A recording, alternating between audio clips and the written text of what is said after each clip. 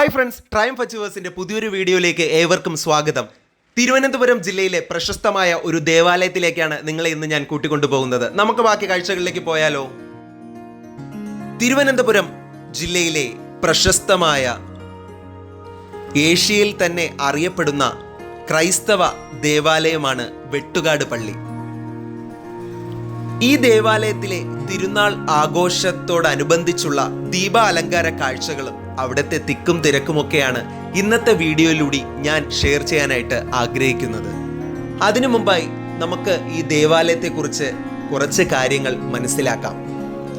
തിരുവനന്തപുരം അന്താരാഷ്ട്ര വിമാനത്താവളത്തിന് 2.5 കിലോമീറ്റർ ദൂരത്തായി സ്ഥിതി ചെയ്യുന്ന ക്രൈസ്തവ ദേവാലയമാണ് വെട്ടുകാട് പള്ളി. മാദ്രെ ദേ ദേവൂസ് ദേവാലയം തിരുവനന്തപുരം ലത്തീൻ അതിരൂപതയിലെ പ്രധാന തീർത്ഥാടന കേന്ദ്രമാണ് വെട്ടുകാട്.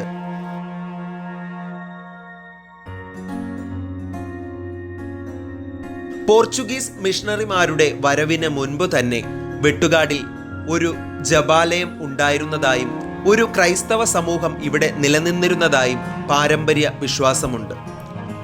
മാദ്രെ എന്ന ഇറ്റാലിയൻ പദത്തിൻ്റെയും ദേവൂസ് എന്ന പോർച്ചുഗീസ് പദങ്ങളുടെയും സമ്മിശ്ര രൂപമായ മാദ്രെ ദേ ദേവൂസ് എന്ന നാമമാണ് ദേവാലയത്തിന് നൽകിയിരിക്കുന്നത്. ദൈവത്തിൻ്റെ അമ്മ എന്നാണ് ഈ പദങ്ങളുടെ അർത്ഥം.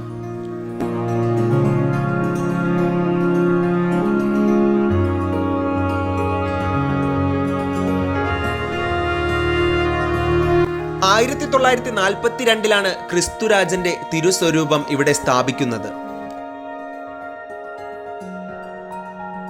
ഇടവക അംഗമായ റവറൻ ഫാദർ CM ഹിലാരിയുടെ പൗരോഹിത്യ സ്വീകരണത്തിൻ്റെ ഓർമ്മയ്ക്കായി അദ്ദേഹത്തിൻ്റെ മാതാപിതാക്കളാണ് ക്രിസ്തുരാജ സ്വരൂപം ഇടവകയ്ക്ക് സമർപ്പിച്ചത്.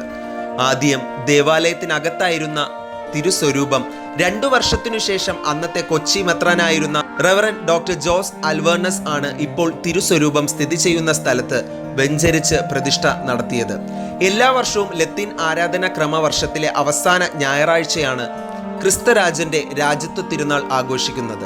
ഇന്ന് കേരളത്തിലെ ഒരു പ്രധാന ക്രിസ്ത്യൻ തീർത്ഥാടന കേന്ദ്രമായാണ് വെട്ടുകാട് അറിയപ്പെടുന്നത്. 10 ദിവസം നീണ്ടു നിൽക്കുന്ന ഈ ഉത്സവം വളരെ വിപുലമായും ആഘോഷവുമായാണ് കൊണ്ടാടുന്നത്. കേരളത്തിന്റെ നാനാഭാഗത്തു നിന്നും ജാതി മത ഭേദമന്യേ ആയിരക്കണക്കിന് തീർത്ഥാടകർ അന്നേ ദിവസം ഇവിടെ എത്താറുണ്ട്.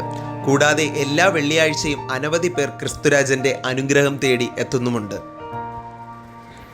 ഇനി നമുക്ക് ഇവിടുത്തെ കുറച്ച് കാഴ്ചകൾ കണ്ടാലോ? തിരുനാൾ ആഘോഷത്തിൻ്റെ ഭാഗമായിട്ട് ഒരുപാട് നല്ല നല്ല കാഴ്ചകളാണ് ഇവിടെ ഒരുക്കിയിരിക്കുന്നത്.